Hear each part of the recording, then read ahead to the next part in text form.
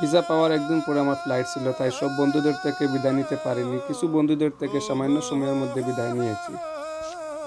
সেমভাবে সময় স্বল্প থাকার কারণে হোস্টেলের সবার কাছ থেকে বিদায় নিতে পারিনি। সামান্য সময়ের মধ্যে আমি হোস্টেল ম্যানেজমেন্ট থেকে বিদায় নিয়েছি।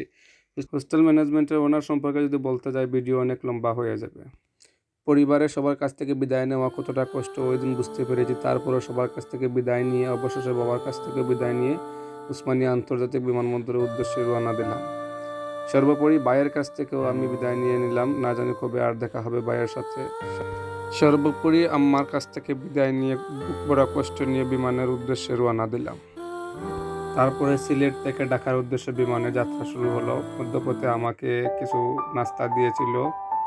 তারপরে আমি ঢাকা বিমানবন্দরে চলে গেলাম। ইমিগ্রেশনের অপেক্ষা করতেছি।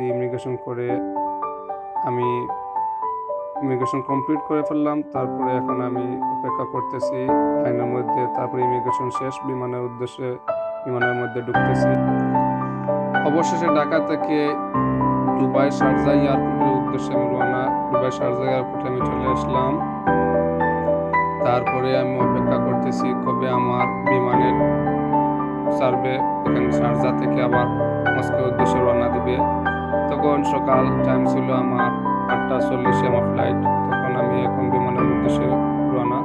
বিমানের মধ্যে যেতেছি, গাড়ি দিয়ে বিমানের মধ্যে ঢুকে পড়বো কিছুক্ষণের মধ্যে।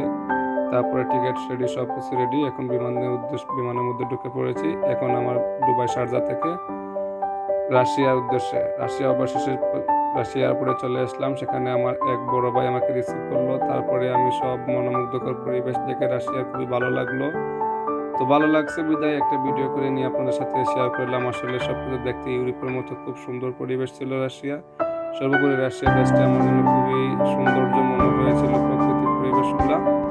তারপর ধীরে ধীরে চলে আসলাম আমার প্রিয় সিটিতে। এখানে এসে যার মাধ্যমে এসেছিলাম, আমার ইমরান ভাই খুবই ভালো মনে মানুষ রিসিভ করলেন, আমাকে খাওয়া দাওয়া সম্পূর্ণ করলেন। তারপরে আমার ডরমেটরিতে নিয়ে আসলেন হোস্টেলে। দেখতে পাচ্ছেন ডরমেটরির অবস্থা কি যে স্নোর করতেছি, যা তুষার আমরা বলি। খুবই বরফ এবং খুব ঠান্ডার দেশ।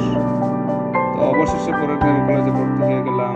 কলেজে ভর্তি হওয়ার পরে এই হচ্ছে আমার কলেজটা সত্যি অনেক সুন্দর এবং তাদের পরিবেশটা খুবই ভালো লেগেছে, নিরিবিলি। তাই আপনাদের সাথে শেয়ার করলাম।